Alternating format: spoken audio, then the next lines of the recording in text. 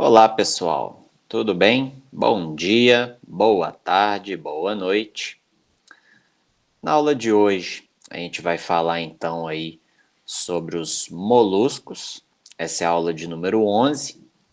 Estou retomando aqui um pouquinho da matéria, né, que a gente precisou de ver, que acabou que não deu tempo da gente ver antes das férias, né, que é essa questão aqui do molusco, dos anelídeos, e depois nós vamos ver os artrópodes. E por fim os equinodermas. E aí a gente entra então na matéria do PET 3, né, do grupo aí dos cordados. Então essa aula é de número 11, a gente vai falar dos moluscos. Aqui a gente já pode perceber na figura da esquerda lá em cima um caracol, né, que é um molusco aí com concha. E aí aqui embaixo a gente já tem um outro grupo de moluscos que são conhecidos como bivalves, né, tem duas conchas, a concha é repartida no meio e vai englobar aí os mariscos e mexilhões. Então são moluscos aí com concha externa e essa concha é articulada, né? Então ela é formada por duas partes chamadas aí de valvas. Aqui no meio a gente tem uma lula, né, do grupo aí dos cefalópodes e tem uma concha interna bastante reduzida, né, e pouco rígida. E aqui na figura mais da direita a gente tem um nudibranquio, que também faz parte aí dos moluscos, no caso é um molusco marinho, e ele é desprovido então de conchas. Então, começando aqui falando um pouco, né, dos moluscos, a gente vai começar falando então do grupo dos gastrópodes. E aí o molusco, né, vem do latim mollis, que significa mole, e faz referência então ao corpo dos animais desse grupo. Né, os moluscos eles apresentam um aspecto externo que varia bastante e eles estão divididos em três classes, que a gente vai ver aqui. Então, tem os gastrópodes, os bivalves e os cefalópodes. Os gastrópodes, eles são dotados de concha em peça única, sem ter uma articulação. É o que a gente está vendo nessas duas figuras aí da direita. Lá em cima a gente tem um caracol de jardim, e nesse caso ele está liberando os ovos aí numa espécie de ninho que ele fez. Então, a maioria dos gastrópodes, né, terrestres, como o caracol, é hermafrodita. Então tem tanto o aparelho reprodutor masculino quanto feminino, em um único indivíduo, né? E aí apresenta uma fecundação interna e o desenvolvimento direto. Então, nesse desenvolvimento aí direto, a partir do ovo já forma um indivíduo jovem, né? Juvenil.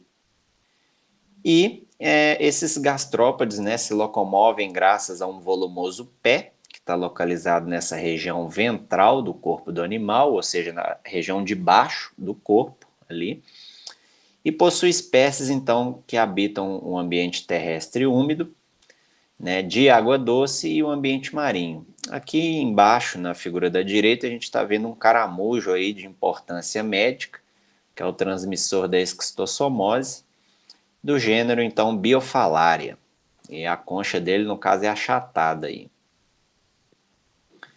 Então, o caracol é um dos representantes mais comuns desse grupo aí dos gastrópodes, e ele é terrestre, né, e possui uma concha externa aí bastante visível. Já as lesmas não possuem concha, né, ou apresentam uma reduzida concha interna. A gente está vendo ali na figura mais da esquerda uma lesma terrestre. Então esse indivíduo da foto aí mede cerca de 3 centímetros, né, de comprimento. E a gente tem também dentro dos gastrópodes aí, na figura do meio, a gente está vendo o caracol, né, que é o representante mais comum de hábitos terrestres. E aqui na figura da direita, a gente está vendo os nudibranquios, também conhecidos aí como lesmas do mar.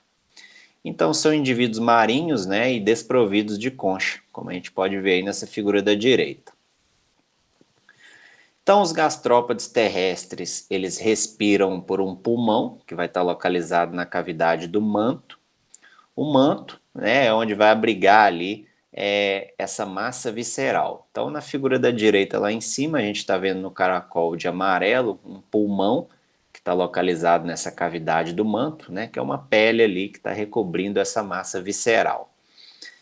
E o manto, também conhecido como pálio, nada mais é que um tecido, né, que recobre a região dorsal, ou seja, a parte de trás do corpo do animal, e se expande lateralmente como uma dobra, né, envolvendo aí o restante do corpo.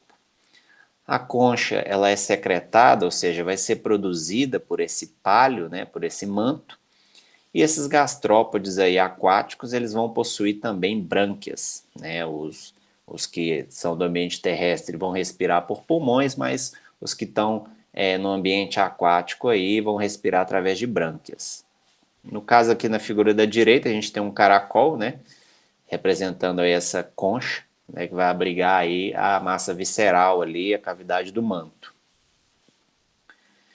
Em relação à organização corporal, esses gastrópodes apresentam cabeça, né, pé e uma massa visceral, né, vão ter todos os órgãos ali desse indivíduo. A gente está vendo na figura da direita ali, né, o coração, o pulmão, o estômago, o pé, uma rádula, né, a glândula digestiva. Então, os gastrópodes eles apresentam um sistema digestivo composto então de boca, né, que a gente está vendo aqui na figura da direita, lá embaixo, ó, boca, estômago de roxo, intestino e ânus, né? Então, eles possuem na boca uma estrutura chamada de rádula, a gente pode ver aí nessas duas figuras, tanto na de cima quanto na de baixo. E essa rádula ela é formada, né, por dentículos, pequenos dentes aí de quitina, com os quais eles vão conseguir raspar o alimento, né? E as glândulas salivares existentes nesses animais, a gente está vendo na figura ali de cima, de azul, a glândula salivar, elas liberam então uma substância mucosa, né, pegajosa, que vai envolver o alimento ali e facilitar o processo de digestão. O caracol de jardim, né, ilustra bem a classe então dos gastrópodes, né, do grego gastro, estômago, podos, pé. E aí, ao se movimentar, né, o pé musculoso vai deixar um rastro de muco, né? Então, por onde esse caracol passa, ele deixa um rastro ali desse muco que é produzido ali nessa parte do pé musculoso. Acima do pé musculoso, né, e coberto pela concha calcária única, existem os órgãos internos, né, e o conjunto desses órgãos é conhecido como massa visceral. E na cabeça existem dois pares, então, de tentáculos, que a gente pode ver ali, na figura da direita lá embaixo. E esses dois pares de tentáculos têm uma função sensorial, né, que em sua ponta, então, vai apresentar o olho. Então, eles localizam-se aí em ambientes úmidos, justamente para reduzir a perda de água. Então, vocês vão encontrar esses caracóis aí, geralmente debaixo de pedra, né, na sombra, debaixo de madeira, na vegetação, que são ambientes mais úmidos, né, justamente para evitar aí a perda de água. O sistema circulatório dos gastrópodes é do tipo lacunar ou aberto, ou seja, você tem ali um vaso, né, que sai de um coração simples. A gente está vendo aí na figura, né, o coração. Temos um vaso que sai desse coração simples e distribui o sangue para lacunas, ou seja, espaços vazios, e nos quais o contato, né, do sangue com esses tecidos possibilita a difusão ali de célula a célula dos nutrientes, das excretas e dos gases respiratórios, né, oxigênio e gás carbônico. A eliminação, né, de substâncias tóxicas é realizada por estruturas chamadas de metanefrídeos, também conhecidas como rins simples, né? Na figura aqui da direita a gente vê um metanefrídeo ali de verde. E os caracóis de jardins, eles são hermafroditas, né? Então eles têm tanto o aparelho reprodutor ali masculino quanto feminino em um único indivíduo. Porém, eles não realizam a autofecundação, né? Ocorre o amadurecimento em épocas distintas, né, dessas gônadas, e eles não realizam, então, a autofecundação. Observe nessa figura da direita, que é um esquema de um caramujo marinho, tá? Que ilustra, então, a massa visceral, contendo esse sistema digestivo, respiratório, circulatório, excretor, reprodutor e nervoso, né? Os gânglios cerebroides aí de azul espalhados pelo corpo, E no caso, como é um indivíduo marinho, ele vai respirar através de brânquia. Então, ali onde está a brânquia, né, no indivíduo de água do caracol terrestre, né, vai ser um pulmão, mas no caso, como é um caramujo marinho, vai ser uma brânquia. Então, nesses indivíduos ocorre a formação de ovos, né, e o surgimento de um novo caracol. Então a gente diz que o desenvolvimento é direto, ou seja, não ocorre a formação de larvas, né, a partir dos ovos já se transforma no indivíduo aí juvenil, não tem um estágio larval, então é desenvolvimento direto que a gente chama. Bom, o sistema nervoso dos moluscos é ganglionar, então tem vários gânglios, que aí o gânglio é um acúmulo, né, de neurônios ali, células nervosas, com gânglios mais desenvolvidos nessa região aí cefálica, né, perto, próximo aí da cabeça. Então, os modos de reprodução são diversos, vai ter algumas espécies aí que têm sexos separados, outras espécies são hermafroditas, a fecundação pode ser interna, como pode ser também externa, e o desenvolvimento pode envolver também fases larvais, né, que é um desenvolvimento indireto, ou ser um desenvolvimento direto sem formar a fase larval. Então, essa é a classe que a gente viu aí, né, dos gastrópodes, que vai envolver os nudibrancos. Vamos voltar aqui. Essa classe dos gastrópodes, então, vai envolver aí os caracóis, né, geralmente terrestres, que vão ter essa concha externa bem visível, as lesmas, né, que não vão possuir concha ou uma concha interna bem reduzida, e os nudibrancos. Essa é a classe dos gastrópodes. Agora a gente vai passar para uma outra classe, que são os bivalves. E aí dentro do filo Mollusca, né, a gente vai ver a classe dos bivalves. Então são indivíduos, né, cuja concha é formada por duas valvas, né? Então são duas peças ali articuladas. E existem espécies então de água doce e espécies de ambiente marinho, né? No caso essas ostras e mexilhão vão estar ali no ambiente marinho. Os bivalves podem utilizar o pé, né, que eles possuem para locomoção, que a gente está vendo nessa figura ali de cima, né, da esquerda, o pé desses animais, e pode ser utilizado esse pé tanto para locomoção ou para cavar, né, o substrato ali onde eles vivem.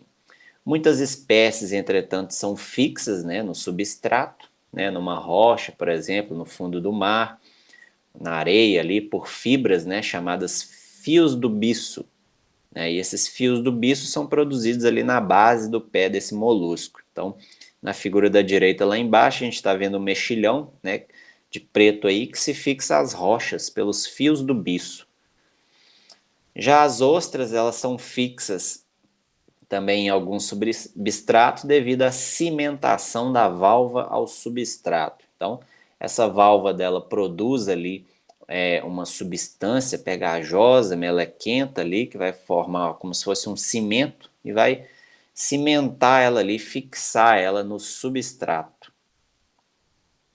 Bom, os bivalves eles possuem uma concha com duas metades articuladas, né? A massa visceral, ou seja, os órgãos internos ali ficam todos comprimidos entre essas duas conchas e protegidos aí pela cavidade então do manto. Então, nessa figura da direita a gente pode ver os diferentes órgãos aí que compõem essa massa visceral. Os bivalves são indivíduos exclusivamente aquáticos, né? Não possuem cabeça diferenciada nem a rádula, que estava presente lá na classe dos gastrópodes, e são também chamados de lamelibrânquios, né? Ou seja, porque as brânquias ali que exercem a respiração, que a gente está vendo aqui de amarelo na figura da direita, elas são muito finas, né? Muito delgadas, por isso que são chamados de lamelibrânquios. Em sua maioria, né, esses bivalves são animais filtradores, então eles se alimentam por meio de partículas ali que estão em suspensão na água, que são selecionadas, né, ou seja, filtradas mesmo pelos cílios, que são estruturas microscópicas, né, existentes nessas brânquias, né, e nos próprios papos labiais.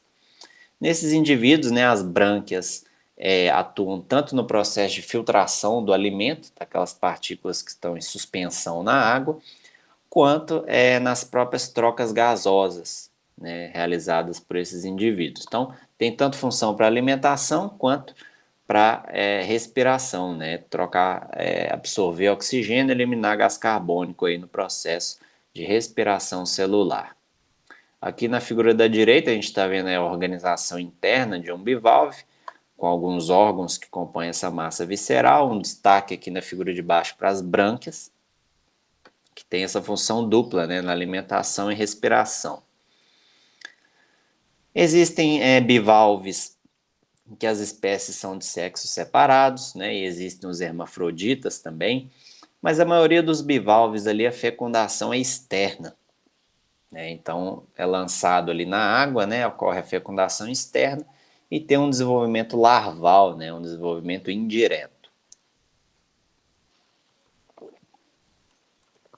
Em relação à formação ali da pérola, né, o que é uma pérola?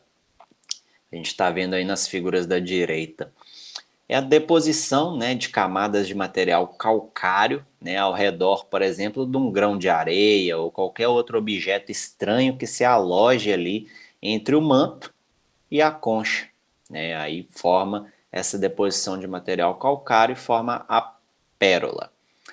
Leva-se aproximadamente 3 anos, né, para se produzir uma pérola de tamanho comercialmente interessante, né, por isso que é uma, digamos, joia, assim, né, bem valiosa, demora um tempo para ser produzida, não é um processo rápido. Então, essa é a classe aí dos bivalves. Agora nós vamos para a classe dos cefalópodes. Então, o grupo dos cefalópodes são representados aí pelos polvos e lulas, né, apresentam a cabeça muito desenvolvida e o pé modificado na estrutura, formando então os tentáculos. E a gente pode ver aí na figura da direita, né, alguns representantes desses cefalópodes. Todos são indivíduos marinhos, né, que vão respirar através de brânquias, e os polvos não apresentam concha. Tá? Então a gente está vendo um polvo ali na figura da direita, né, da espécie Octopus vulgaris, que vive no Oceano Atlântico e mede cerca de 1 metro de comprimento, tanto o corpo quanto os tentáculos, né? A gente pode ver nos tentáculos aí as ventosas, né, localizadas nesses tentáculos, elas vão auxiliar tanto na locomoção quanto na captura de presa. E o polvo se locomove na maior parte do tempo rastejando ali junto ao substrato. Mas ele é capaz também de deslocar rapidamente, expulsando água pelo sifão. Então, os polvos eles não apresentam concha, tá? Já as lulas, que estão representadas aqui na figura da esquerda, né? Tem uns filhotes de lulas aí, que acabaram de sair dos ovos, elas possuem uma concha interna bastante reduzida, tá? E tem um indivíduo na figura da direita, lá em cima, conhecido como Nautilus, né, um cefalópode, que a gente está vendo aí essa concha externa bem grande que ele tem. E é um indivíduo que tem essa concha externa aí, que a gente está vendo, e habita a região ali do Oceano Pacífico e Oceano Índico. Bom, no processo de evolução, tá, o manto, ele acabou que nos polvos ali, né, por que eles não apresentam a concha? Acabou que no processo de evolução, o manto acabou envolvendo essa concha, né, e aí a concha sofreu ou uma redução ou acabou aí, em algumas espécies desaparecendo. Então, nos cefalópodes, os sexos são separados, a fecundação é interna e o desenvolvimento é direto, né? Então não há formação de larvas. Em muitas espécies, os adultos se reproduzem apenas uma vez na vida e acabam morrendo após o período reprodutivo. E esses cefalópodes, eles possuem um sistema nervoso mais desenvolvido entre o grupo aí dos invertebrados, né? Os seus olhos são grandes, como a gente pode ver aí na figura da direita, né, do polvo, e as imagens se formam com nitidez, tá? Sem distinção de cores na maioria das espécies, mas algumas espécies enxergam cor sim. Os tentáculos, né, são capazes de detectar diferentes texturas e substâncias que estão presentes aí no ambiente. E para compreender, né, a forma do corpo de um cefalópode, a gente representa aí uma lula. Então supõe que o corpo do molusco seja espichado, né, no sentido antero-posterior. Então aí a gente forma essa lula que a gente está vendo ali na figura da direita ali em cima. Então a cabeça, né, volumosa, sofre modificações consideráveis, fica rodeada de tentáculos, como a gente pode ver na figura ali de cima. O pé passa a constituir então o sifão, que a gente está vendo ali na figura de cima, e o manto envolve todo o corpo, né, inclusive a massa visceral e a concha. Tá? Internamente, né, tem duas brânquias ali que vão receber continuamente água para realizar a oxigenação. E aqui na figura da direita a gente está vendo um indivíduo aí chamado de sépia, né? Então aquelas famosas tintas nanquim chinesa, bastante caras aí, daquelas canetas que tem tinta nanquim, é derivada das bolsas existentes aí, bolsas de tinta, né, existentes nas sépias. Então a gente está vendo na figura da direita ali em cima a localização de uma bolsa de tinta, tá, numa lula, mas no caso dessa sépia aqui, que habita o litoral chinês, é ali que ela produz, nessa bolsa de tinta, a tinta nanquim. E aí, com exceção, né, do Nautilus, os cefalópodes possuem uma glândula de tinta, né, e ela elimina essa tinta ali pelo ânus. Então, geralmente, quando o animal se sente ameaçado, ele libera essa tinta e dá fuga. Né, a tinta é para distrair aí o predador, o possível predador. Né. Bom, ao contrário dos demais moluscos, o sistema circulatório aqui da lula é fechado. Então, todos os outros que a gente viu tem um coração, sai alguns vasos ali do coração e o sangue sai desses vasos e é depositado ali nas lacunas, né, nos espaços vazios existentes ali no corpo desse animal. Mas no caso da lula aqui, o sistema circulatório ele é fechado, né, e isso permite, então o sangue não sai, né, dos vasos sanguíneos, e isso permite o desenvolvimento de uma maior pressão sanguínea, vai favorecer o metabolismo, porque vai tornar esse metabolismo ali, que é o conjunto de reações químicas que ocorrem no corpo desse animal mais eficiente, e permite, né, uma maior rapidez do animal. A cabeça da lula é altamente diferenciada, né, os olhos conseguem construir ali também imagens, e o sistema nervoso é bem desenvolvido, permitindo então a execução de atividades altamente elaboradas. Em relação ao processo de locomoção, a gente tem a lula aqui na figura da direita. Então, tanto nos polvos e lulas, a cavidade do manto se enche de água, né, e posteriormente se contraem, expulsando então a água ali pelo sifão. Então é um mecanismo de deslocamento de propulsão a jato, né? O jato de água sai do corpo do animal e permite seu deslocamento em sentido oposto ao do jato. Então, nas lulas, esse mecanismo de propulsão a jato é utilizado para locomoção e para fugir também de predadores, obviamente. E nos polvos o deslocamento ocorre no fundo do mar com os tentáculos ali. E o jato é utilizado para fugir de predadores. Né? Então observe na figura da direita ó, o sifão. Então, quando o jato de água é lançado para trás, desloca a lula para frente. Quando o jato de água é lançado para frente, né, desloca a lula para trás. E em relação ao Nautilus, né, que a gente está representado ele aqui nessa figura, então ele tem nessa concha aí divisão, essa concha é dividida em várias câmaras e ela se enche de gás ali para permitir a flutuação e deslocamento desse indivíduo. Bom, algumas outras classes de moluscos aí existentes, então tem os moluscos da classe Monoplacófora, que tem uma única concha, tá? E essa concha é achatada. E são encontrados aí entre 2.000 e 6.500 metros, tá? De profundidade nos oceanos. Tem uma outra classe, né? Os escafópodes, que eles vão ter uma concha que lembra em seu formato um dente de elefante. Então olha aí a variedade de conchas existentes nesses escafópodes aí na figura da direita. E são marinhos, né, e vivem enterrados na areia. Na classe Poliplacófora, né, que são muitas placas, né, estão os moluscos conhecidos então como quítons. Né? Então olha aí o quíton, molusco marinho, né, cuja concha é formado por 8 placas. E o pé é amplo, né, formando uma sola. Então esse aí mede cerca de 3 centímetros de comprimento. Tá? Foi fotografado ali no litoral do Canadá. Então, esses quítons, né, possuem concha composta por 8 placas que vão se articular entre si e são marinhos, né, e comumente encontrados aí nos costões rochosos, abrigado então sobre as pedras. Os aplacóforas já são os moluscos mais primitivos e eles apresentam um corpo ali vermiforme, né, e coberto então de espículas calcárias. Então observe aí na figura da direita, esse aplacófora que vive enterrado no substrato, então tem uma boca, um pé, algumas espículas calcárias na superfície corporal e as brânquias.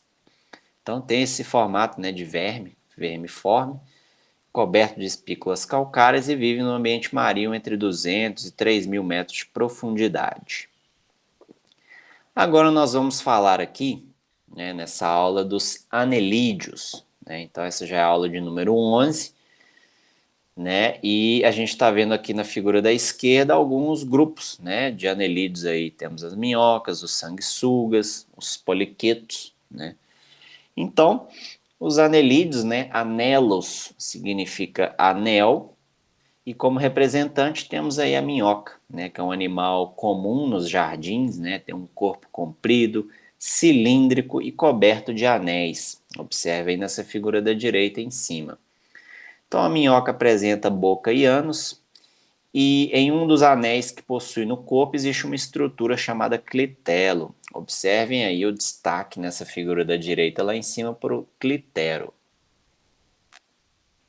Esse clitero produz um casulo, né, que protege então os ovos fecundados quando ocorreu lá a reprodução desses animais. E a presença dessa estrutura chamada clitelo define uma das classes, né, dos anelídeos, que é chamada de classe clitelata.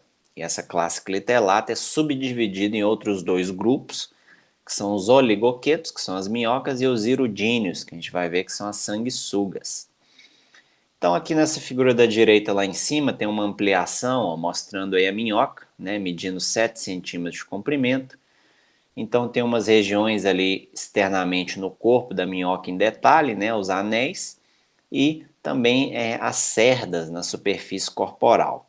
E aqui nessas duas figuras de baixo, na direita ali, a gente tem uma minhoca gigante, né, com 3 metros de comprimento, e aqui na figura da esquerda, que acontece em Minas Gerais, aqui no Brasil, o minhocuçu, né, também o indivíduo pode chegar aí a 2 metros de comprimento. Então, na superfície do corpo da minhoca, né, vão existir cerdas, e essas cerdas não são evidentes, né, precisa ter uma ampliação, uma lupa ali para a gente conseguir ver essas cerdas. Então, por isso que as minhocas compõem o grupo dos oligoquetos, né? Oligo é poucas, quetos, cerdas. Então, oligoquetos, poucas cerdas, condiz, né, com o nome aí das minhocas. A maioria das espécies de oligoquetos vivem, então, no solo, mas existem representantes, tá, de minhocas de água doce, até mesmo alguns indivíduos marinhos. E esses oligoquetos deslocam-se, né, quando eles estão ali na terra, no solo, em galerias que constroem no solo. Então eles vão perfurando ali, construindo esses túneis, observe na figura da direita ali, e vão perfurando, né, com a contração coordenada dos seus músculos. E aí as cerdas auxiliam também, né, o apoio do corpo, né, nas paredes dessa galeria. E aí acaba que essas minhocas provocam uma aeração, né, entrada de oxigênio nesse solo. E como a minhoca é um animal detritívoro, né, come detritos, tanto animal quanto vegetal, favorece o solo, né, e as plantações, porque o composto que ela produz ali, aquela verme compostagem que a gente chama, né, as fezes desse animal é muito rica em detritos, e isso tudo enriquece o solo. Então, é muito bom para o solo, que tem minhoca, é muito bom, né, para o solo e para, obviamente, para servir essa terra que tem minhoca ali de adubo nas plantações, porque tem muitos detritos ali, então enriquece bastante o solo, tá? Quando tem minhoca, tanto por aeração, né, dá uma oxigenada no solo, quanto na produção ali de compostos que vão enriquecer nutrientes para o solo, vamos entender assim. Os nutrientes estão presentes estão nessas fezes da minhoca. Então a minhoca tem um sistema digestivo formado aí, observe nessas figuras, pela boca, papo, moela e ânus, tá? Então a gente tem ali na minhoca também uma faringe, tá? Vamos observar ela nessa figura aí. Cadê a faringe? Na figura da direita, lá embaixo, a gente tem uma faringe que facilita, né, a ingestão do alimento, funcionando como uma bomba sugadora. Então, o alimento entra pela boca, vem para essa faringe, que é uma bomba sugadora aí, e vai ser direcionado ao papo. O papo vai armazenar esse alimento, posteriormente vai encaminhar esse alimento para a moela, e a moela vai triturar esse alimento. Já ali no intestino, esse alimento então vai ocorrer uma digestão extracelular e posteriormente encaminha para a corrente circulatória aí esses nutrientes, tá? Posteriormente ele é eliminado então pelo ânus. As minhocas, assim como os outros anelídeos, apresentam uma respiração cutânea, então é pela pele ali. As trocas gasosas, tanto de oxigênio, gás carbônico, ocorrem de célula a célula através da parede do corpo. Então, por isso que esses animais geralmente estão localizados em ambientes úmidos, tá? Para não ressecar. A pele tem que estar úmida para favorecer essas trocas gasosas. Então, os gases absorvidos, né, são distribuídos para todo o organismo pelo sistema circulatório que é fechado. Então, o sangue não abandona os vasos sanguíneos e no qual existem vasos contráteis, né? Então, que impulsionam o sangue funcionando como corações.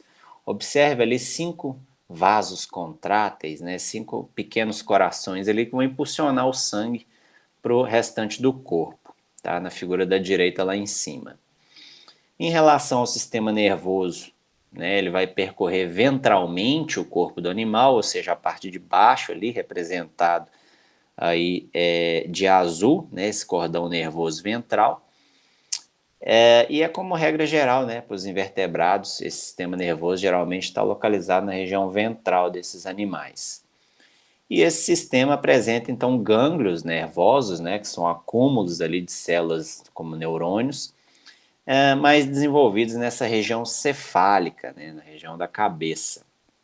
Então, embora seja hermafrodita, tem tanto o aparelho reprodutor masculino quanto feminino, uma minhoca ela não consegue reproduzir sozinha, então é necessária 2 indivíduos, né? Então, o sistema reprodutor feminino, acompanha aí na figura da direita, ele é formado pelos ovários, ali está de amarelo, oviduto, que está representado aí nessa figura de azul, poros femininos, que está representado aí nessa figura também de azul, e receptáculos seminais, que está representado na figura lá de baixo de amarelo, umas estruturas amarelas. Já o sistema reprodutor masculino vai ser constituído tanto pelos testículos, está representado ali de azul, vesículas seminais, representado de verde, espermiodutos, está representado ali também de verde, e os poros masculinos, também representado de verde. Então, como que acontece, né, o processo aí de reprodução dessas minhocas? Então, 2 minhocas elas saem das suas galerias e colocam-se em posições invertidas, próximas uma das outras, de modo que o poro genital masculino coincide, né, com a abertura do receptáculo seminal. Então, observe ali na figura da direita, lá em cima, o receptáculo seminal coincidindo, né, de amarelo ali, coincidindo com a abertura do poro genital masculino. Então, os espermatozoides produzidos lá nos testículos vão percorrer o espermioduto, ali de verde, e vão sair por esse poro genital masculino, né, de verde, e ficar armazenado temporariamente ali no receptáculo seminal, que é o de amarelo. Isso de outra minhoca. E aí os óvulos, né, produzidos lá nos ovários das 2 minhocas, vão percorrer o oviduto, né, que está representado ali naquela figura de azul, e vão sair pelo poro feminino, né, sendo recolhidos então em um casulo que é produzido aí, né, secretado, produzido pelo clitelo, que é aquela região diferenciada que a gente viu lá das minhocas. Então, observe na figura da direita aqui embaixo esse casulo, né, e com os óvulos ali nesse casulo. Os casulos recebem então esses espermatozoides que estavam armazenados lá no receptáculo seminal e ocorre então o processo de fecundação. Então, esses ovos formados, né, eles desenvolvem-se em embriões, né, ao mesmo tempo que os casulos eles vão sendo deslocados para a região anterior de cada minhoca. Então, observem aí que ocorre um movimento, né, desses casulos em direção anterior à minhoca, até serem liberados no solo. E aí, como já está fecundado, né, esses ovos, o desenvolvimento é direto. Então não ocorre a formação de larvas. Desse ovo já vai nascer os indivíduos juvenis, né? A gente está vendo aí na figura da direita, são pequenas minhocas. Bom, vamos falar aqui de outra classe dos anelídeos. Na verdade, dentro de uma mesma classe que a clitelata tem um outro grupo de indivíduos chamado hirudíneos, que são as sanguessugas, e o grupo dos hirudíneos é constituído então por anelídeos clitelados sem cerdas, né, ou seja, aquetas, no corpo, né, e são conhecidos popularmente como sanguessugas. Observe aí na figura da direita, uma sanguessuga sob a pele da mão de uma pessoa. Essas sanguessugas, né, o nome sanguessuga deriva do fato de que muitas espécies vão sugar o sangue dos animais, em cujo corpo elas se fixam com as ventosas. Então elas atuam ali como ectoparasitas, parasitas externos do corpo. E não são todos os hirudíneos, tá, que são sugadores de sangue. Tá? Alguns vão se alimentar de pequenos vertebrados, tudo mais. Então, são encontrados ali esses hirudíneos no mar, na água doce e no meio terrestre úmido, né? Por causa da respiração lá cutânea, tem que estar habitando um lugar úmido, né? Então, possuem um corpo segmentado, assim como as minhocas, são hermafroditas, tem tanto aparelho masculino quanto feminino, e a reprodução sexuada aí desses hirudíneos ocorre semelhante ao processo descrito aí pelas minhocas. Então, na figura da direita aqui embaixo, a gente está vendo uma sanguessuga, né, com as ventosas, tem uma ventosa anterior e uma posterior, aqui nessa outra figura da direita também, mostrando essa ventosa oral ali onde está a boca, e uma ventosa posterior. Então o corpo, né, desses hirudíneos é levemente achatado e vai possuir ventosas, que são fixadoras, nas duas extremidades do corpo. A ventosa anterior vai abrigar a boca e vão apresentar pequenos dentículos raspadores, e a ventosa posterior não abriga o ânus, né? Esse ânus desse animal vai ser localizado dorsalmente, na região posterior do corpo, mas anterior a essa ventosa. Tá? Tem um buraquinho ali que é o ânus. Então a maioria dos hirudíneos são ectoparasitas, mas algumas são predadores aí de pequenos invertebrados, tá? Algumas desses animais conhecidos como sanguessugas. E a saliva desse sanguessuga tem uma substância anticoagulante, que é chamada de hirudina. Então, essa substância anticoagulante permite uma ausência de formação de coágulos na presa, que ela acabou de fixar sua ventosa e está chupando o sangue. Então, acaba que ela consegue se alimentar aí e geralmente pode se alimentar de um volume de sangue 3 vezes maior que o volume corporal dela. Então, ela fica bem inchadona aí, cheia de sangue. Em relação à locomoção desses hirudíneos, se dá com a utilização dessas duas ventosas alternadamente. Então é um mecanismo conhecido aí como medipalpos. Observe nessa figura da direita aí. Ela praticamente vai dando cambalhotas, né? Então podem também nadar por ondulações dorsiventrais do corpo, para aqueles indivíduos que estão aí no ambiente aquático, né? E observe aí essa locomoção de medipalmos, né? Então você tem a ventosa posterior, depois ela dá uma cambalhota, a ventosa anterior se fixa, aí dá outra cambalhota, a ventosa posterior se desprende, por aí vai, né? O corpo se contrai e a ventosa posterior se fixa perto da anterior. E aí o movimento vai prosseguindo dessa maneira. Bom, um outro, né, grupo aí de anelídeos existentes são os poliquetas, né? Então os poliquetas, poli são muitos, quetas são cerdas. Então são indivíduos, né, com muitas cerdas espalhadas pelo corpo, como a gente pode ver na figura da direita aí. e são animais predominantemente marinhos.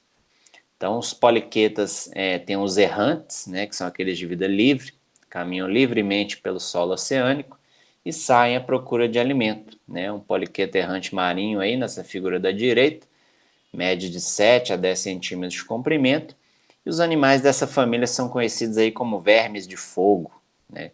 Porque o contato com as suas cerdas causa uma irritação na pele humana, tá? Então, outros indivíduos são presos ao substrato, né? São indivíduos sedentários. E aí a gente tem algumas espécies que são até mesmo coloniais, né? Os indivíduos estão unidos fisicamente com os outros. E são esses poliquetos sedentários aí da figura da direita, ó.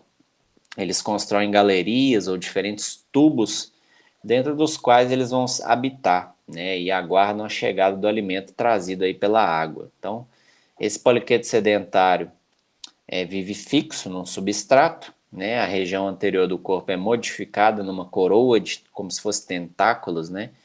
Que atuam aí na respiração e na captura do alimento, né? Quando se sente ameaçado, esse coroa se contrai rapidamente para dentro do tubo, tá? E esses animais, já os indivíduos lá de cima errantes, né, de vida livre, vão possuir um comprimento aí variável, né? Alguns chegam até 1 metro de comprimento, né? E corpo uniformemente segmentado lá, aqueles anéis.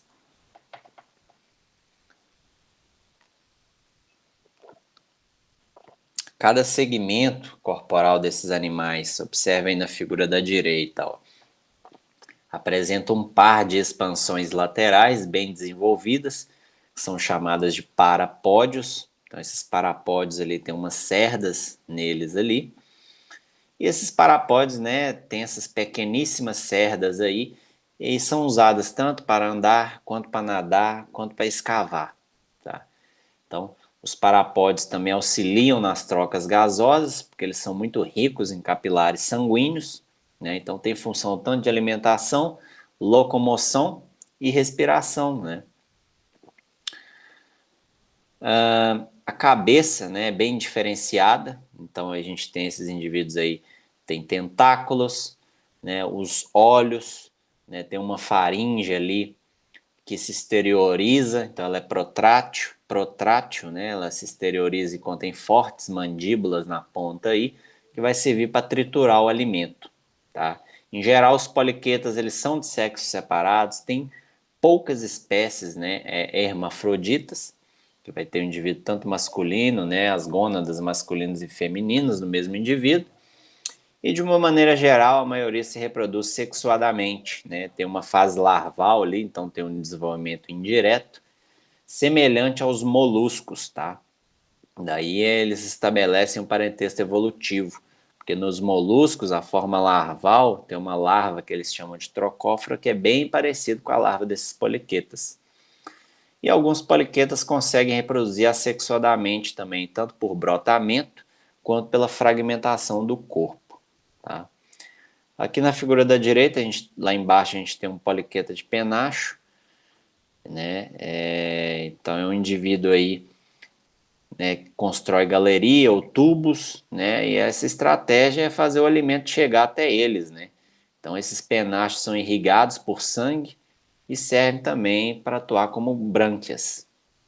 Então, essa aula aqui de hoje, a gente viu um pouco aí, né, do grupo dos moluscos, viu um pouco do grupo dos anelídeos e na próxima aula a gente vai falar então aí a respeito dos artrópodes, tá? Então, eu aguardo todos aí para a próxima aula.